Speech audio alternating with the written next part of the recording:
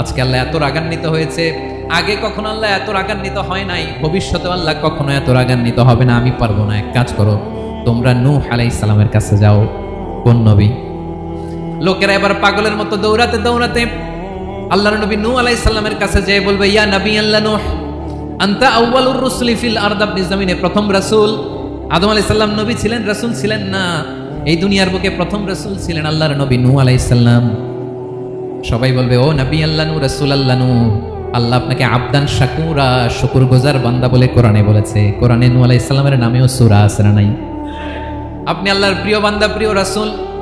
দেখেন আমাদের কি দশা, ঘামতে ঘামতে শেষ।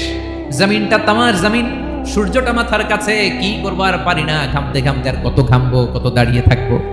আল্লাহরে যে বলেন বিচার যেন শুরু করে। নূহ আলাইহিস সালাম বলবেন, আমিও পারবো না, আমিও পারবো না, আমি আমার ছেলের জন্য এক কথা বলে ভুল করে ফেলছি। যখন মহাপ্লাবন হবে আমি বললাম, আল্লাহ আমার কলিজার টুকরা সন্তান রে বাঁচান। আল্লাহ বললেন, ও নূহ, সে তোমার সন্তান না, কারণ সে ঈমান আনে নাই, সে পাহাড়ের উপর দাঁড়িয়েছে, দেখি কেমনে সে বাঁচে।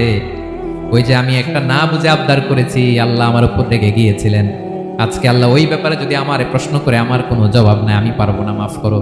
তোমরা সবাই মিলে আল্লাহর খালিল ইব্রাহিম আলাইহিস সালামের কাছে যাও।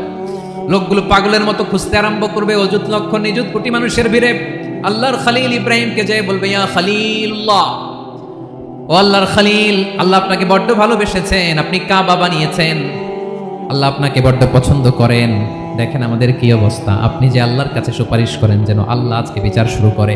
আল্লাহর নবী ইব্রাহিম বলবেন, আমিও পারবো না, আমি আমার জীবদ্দশায় 3টা মিথ্যা বলেছি। কয়টা? আসলে মিথ্যা না, একটু টুইস্ট করে কৌশল করে কথা বলেছিলেন, ওইটাকে হাদিসে মিথ্যা বলা হয়েছে।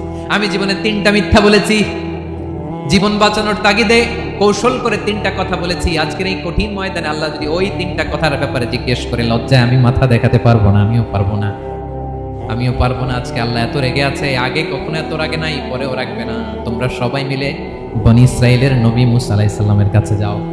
সবাই এবার যাবে মুসা আলাইহিস সালামের কাছে, যেয়ে বলবে, ইয়া নবী আল্লাহ মুসা, আপনি ছিলেন কালিমুল্লাহ, আল্লাহর সাথে সরাসরি কথা বলতেন, রব্বুল আলামিন আপনাকে তাওরাত কিতাব দিয়েছেন, আপনি যে একটু সুপারিশ করেন। আল্লাহর নবী মুসা বলবেন, মাফ করো, আমিও পারবো না, আমি দুনিয়ার বুকে ভুল করে একটা মানুষকে মেরে ফেলেছি। আমি মারছিলাম আদব শিক্ষা দেওয়ার জন্য এক থাপ্পড়, এই থাপ্পড়ে যে ওই লোক মরেই যাবে আমি জানতাম না। আজকে আল্লাহ যদি জিজ্ঞেস করে, কেন মারলা, জবাব আছে? ওই লজ্জায় আমি অনুতপ্ত, আমি পারবো না, আমার এই কথা বলো না। আজকে আল্লাহ বড্ড রেগে আছে, আমি পারবো না। তোমরা আল্লাহর নবী সাল্লাল্লাহু আলাইহি সাল্লামের কাছে যাও।